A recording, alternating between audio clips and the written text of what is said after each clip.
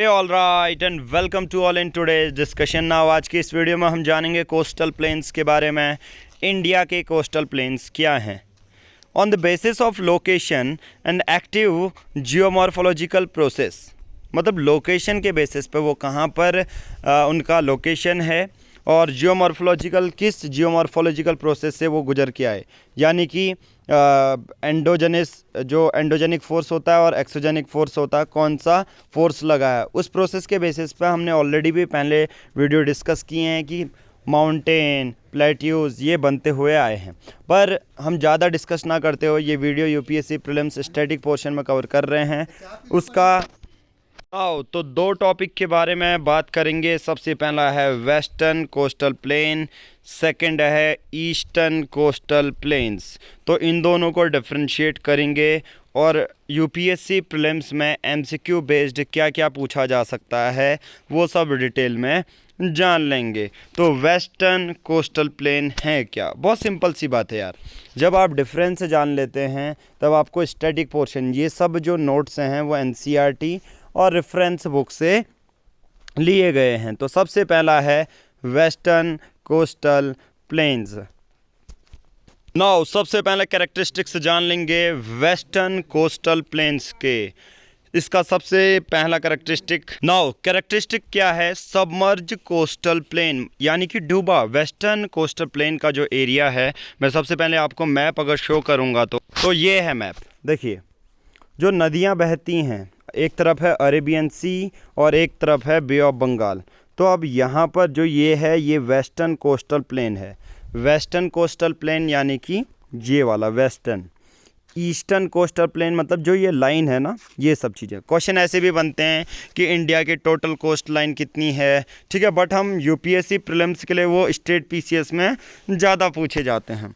इसमें हम जानेंगे वेस्टर्न कोस्टल प्लेन्स के बारे में। तो अब ये वाला जो पार्ट है, माना जाता है, अब सब आपको पता है क्लाइमेट चेंज इतना हो रहा है, इन्वायरमेंट इतना चेंज हो रहा है, तो चीज़ें टेम्परेचर बढ़ रहा है, जो ग्लेशियर्स हैं वो पिघल रहे हैं। तो वेस्टर्न कोस्टल प्लेन में जो चीज़ें हैं वो सबमर्ज हुई हैं। ठीक है, समझ में आ गया?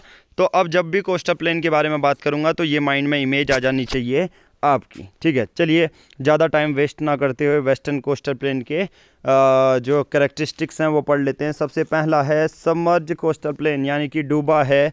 माना जाता है कि जो सिटी द्वारका थी, ठीक है, बहुत ज़्यादा इंपॉर्टेंट सिटी है द्वारका सिटी, वो डूबी थी। वो इंडियन मेनलैंड का पार्ट था जो कि सबमर्ज है। अभी भी माना जाता है कि जो द्वारका सिटी है, जो मेन सिटी थी द्वारका, वो सबमर्ज हुई है, अंडर वाटर, पानी के अंदर ही वो डूबी हुई है। आप सबको पता है इसके इनडायरेक्ट रीज़न क्या है, बट पहला कैरेक्टरिस्टिक्स वो तो दूसरे इंटरेस्टिंग फैक्ट हो गए, वो आपसे इंटरव्यू में नहीं पूछेंगे। बट सबसे पहला कैरेक्टरिस्टिक है वेस्टर्न कोस्टल प्लेन का सबमर्ज्ड कोस्टल प्लेन वाला एरिया, पहला। ओके, सेकेंड है बिकॉज ऑफ दिस। अब यार डूब गया है part, because of this submergence it is a narrow belt, बहुत सकरा रास्ता है, and provides natural condition for the development of ports and harbour. अब सोचो वेस्टर्न कोस्टल प्लेन कुछ सबमर्ज हो चुका है, तो अब ये नैरो बेल्ट, अब जहाँ पर क्या होगा, हल्का मिट्टी भी आ सकी है। हार्बर और पोर्ट्स कहाँ पर होंगे बताओ आपको? पोर्ट्स और हार्बर तो वहीं होंगे जहाँ बड़ी बड़ी जो नावें होंगी वहाँ पर रुक सकेंगी। अब पूरा ही पानी पानी होगा तो वो कैसे रुकेंगी? सिंपल सी बात है, वहाँ पर मिट्टी आएगी। तो इस वजह से सबमर्ज डूबा है मेनलैंड, तो जो द्वारका सिटी तो डूब गई, उसके बाद जो वहाँ पर मिट्टी से वो कंडीशन मिली, नेचुरल कंडीशन मिल जाती है पोर्ट्स और हार्बर की। तो डायरेक्टली पूछा जा सकता है आपसे यूपीएससी प्रीलिम्स में कि वेस्टर्न कोस्टल प्लेन या ईस्टर्न कोस्टल प्लेन में पोर्ट्स और हार्बर की सुविधा या नेचुरल तरीके से, प्राकृतिक रूप से कैसे बना है, किस में बना है, वो है वेस्टर्न कोस्टल प्लेन। ठीक है, जिसका एग्जाम्पल, बहुत बड़े बड़े एग्जाम्पल बता रहा हूँ। ये यूपीएससी में ये मत समझिए कि सिर्फ मैं एक सेक्शन पढ़ा रहा हूँ आपको, इसमें आपका ज्योग्राफी का जो ट्रांसपोर्ट वाला टॉपिक है वो भी कवर हो जाता है, इंफ्रास्ट्रक्चर, हाईवेज़, वो भी हो जाता है। ठीक है, अब देखिए जो इकोनॉमिक ज्योग्राफी है वो भी इसी पूरे, ये तो यूपीएससी प्रीलिम्स के लिए पढ़ा रहे हैं, सोचो मेंस के लिए कितना एडवांस लेवल, वो मैंने ही प्रिपेयर किया है कोर्स। तो आप डिस्क्रिप्शन में दिए गए नंबर से पूरा कोर्स परचेज कर सकते हैं इसी ग्राउंड लेवल से, चाहे कोई फ्रेशर्स हो, चाहे कोई फ्रेशर हो, चाहे किसी ने 2-3 साल पढ़ा हो, एक्सपीरियंस है, तो वो भी ये कोर्स ले सकता है। तो एग्ज़ाम्पल है कांडला, पहला है कांडला पोर्ट, माजा गाँव, जवाहरलाल नेहरू पोर्ट, नवशेवा है, मरमा गाँव है, मैंगलोर है, कोचिन, ये सब पोर्ट और हार्बर की सुविधा वेस्टर्न कोस्टल प्लेन्स में है, ठीक है, जो कि वेस्ट कोस्ट के जो है लोकेटेड है। तो समझ में आ गया वेस्टर्न कोस्टल प्लेन के। देखो सिर्फ लाइन 4 हैं पर कितनी सारी चीज़ें हमें जानने को मिली। इसी के बेसिस पे आप अब ट्राई करना वेस्टर्न कोस्टल प्लेन या ईस्टर्न कोस्टल प्लेन के एमसीक्यू, तो एक भी ऐसा क्वेश्चन नहीं होगा जो स्टैटिक होगा, जो बाहर से आया होगा, क्योंकि मैंने सभी इंक्लूड कर दिया है। आप 100% गारंटी के साथ मैं ये कह सकता हूँ, अगर आपने ये वीडियो अच्छे से सुनी है, पीडीएफ बार बार रिवाइज़ की है, तो प्रीवियस ईयर क्वेश्चन निकालो कोई भी, तो वो आप इजीली सॉल्व कर पाओगे। ऐसा मैं क्यों कह रहा हूँ, क्योंकि प्रीवियस ईयर यूपीएससी प्रीलिम्स के सिलेक्शन इसी आपकी पीडीएफ से हुए हैं। 88 स्टूडेंट्स में से 17 सिलेक्शन आपको इंटरव्यू की वीडियो लिंक में मिल जाएगी, या आप सर्च भी कर सकते हैं, राइट, पीआर पब्लिकेशन के चैनल में ही होगी। जब भी मैं वेस्टर्न कोस्ट की बात करता हूँ, वो कौन से राज्य हैं, वो है पहला गुजरात, दूसरा है महाराष्ट्र, तीसरा है कर्नाटका और चौथा है केरला, ठीक है। तो कच्छ और जो काठीवार कोस्ट है वो गुजरात में, कभी कोई कहेगा कच्छ और काठीवार का कोस्ट कहाँ है, वो गुजरात में है। कोई कहेगा कोंकण कोस्ट कहाँ है, महाराष्ट्र, कोई कहेगा नहीं, बल्कि यूपीएससी प्रीलिम्स में मैच द फॉलोइंग में वेस्टर्न कोस्ट के बारे में पूछा जा सकता है। कोई कहेगा कैनरा कोस्ट, और बहुत बार ये भी होता है कि अगर आपको लोकेशन पता है तो इनडायरेक्टली आप आंसर तक पहुंच सकते हैं। तो कैनरा और मालाबार जो कोस्ट है वो कहाँ है, कर्नाटका और केरला में, ठीक है। तो जो कैनरा है कर्नाटका में पहला, मालाबार है केरला में, ठीक है। रिस्पेक्टिवली का मतलब होता है पहला वाला पहले से, दूसरा वाला दूसरे से मैच। वेस्टर्न कोस्टल प्लेन की दूसरी जो खास बात क्या है कि तो western coastal plane do not form any delta, right.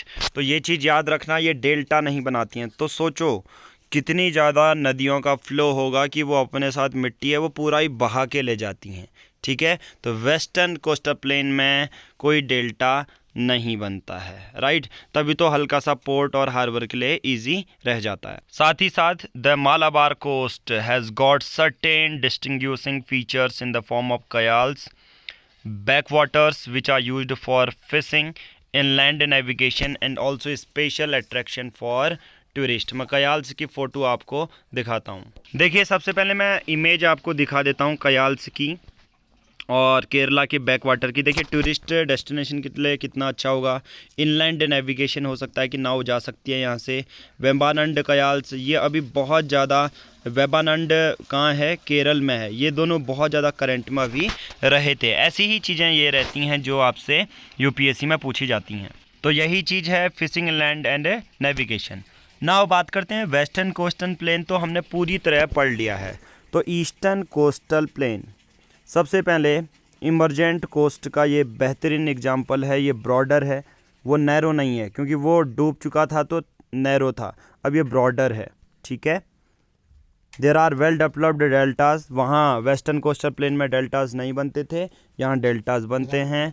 Formed by, now दूसरा पॉइंट इसमें है कि ये डेल्टाज ये बनाते हैं और formed by river flowing eastward into the Bay of Bengal. ऐसी नदियाँ जो बे ऑफ बंगाल में गिरती हैं, अभी हमने पूरा ऊपर कवर कर लिया है कौन सी नदियाँ गिरती हैं। तो जो बे ऑफ बंगाल में गिरती हैं वो डेल्टास बनाती हैं। उसमें से कुछ नदियों के उदाहरण हैं महानदी, गोदावरी, कृष्णा और कावेरी। ये ईस्टर्न घाट वाली भी नदियां हैं, राइट। ये आपको ऑलरेडी ईस्टर्न घाट और वेस्टर्न घाट पढ़ा दिया है। अब ये ईस्टर्न कोस्टल प्लेन और वेस्टर्न कोस्टल प्लेन हम पढ़ रहे हैं, राइट। और लास्ट पढ़ते हैं, because of its emergent nature it has less number of ports and harbour. यहाँ पर डेल्टा बहुत बड़े होते हैं, सिंपल सी बात है, कोई नाव आएगी अटक ही जाएगी। The continental shelf extended up to 500 kilometre into the sea. समझ रहे हो, यहाँ पोर्ट्स और हार्बर बन ही नहीं सकते क्योंकि ज़मीन ही ज़मीन है। कभी ज़मीन में आपने सुना नाव चल सकती है, नहीं। तो इमरजेंट नेचर है अभी भी। जो कॉन्टिनेंटल सेल्फ है, जहाँ पर इनिशियल में चीज़ें मिलती हैं, जो ये समुद्र है, ये लैंड है, तो ये कॉन्टिनेंटल शेल्फ होता है। ये तो इतना ज़्यादा है कि 500 किलोमीटर तक फैला हुआ है, सोचो ज़मीन फैली हुई है। Which makes it difficult for the development of good ports and harbour, वही चीज़ मैं आपको बता रहा हूँ। सॉरी फॉर द पॉज, पर ईस्टर्न कोस्टल प्लेन और वेस्टर्न कोस्टल प्लेन हमने कंप्लीट कर दिया है। अब 100% अगर आप इसके एमसीक्यू करें, चाहे यूपीएससी के लिए, स्टेट पीसीएस के लिए, तो 100% पीआर पब्लिकेशन की गारंटी है कि वो आपका क्वेश्चन सही ही होगा। तो अगर आप पूरा कंप्लीट पैकेज चाहते हैं, ऐसी ही वीडियोस का पीडीएफ का sequence wise history, geography, polity, economics के बेसिस पे, तो डिस्क्रिप्शन में दिए गए लिंक को क्लिक कर सकते हैं। 7505134891 इस नंबर पर कांटेक्ट कर सकते हैं। कैसे पेमेंट करनी है वो सब डिस्क्रिप्शन में दिया गया है, और साथ ही साथ आप हमारी मोबाइल एप्लीकेशन पीआर पब्लिकेशन भी डाउनलोड कर सकते हैं। Thank you, have a nice day.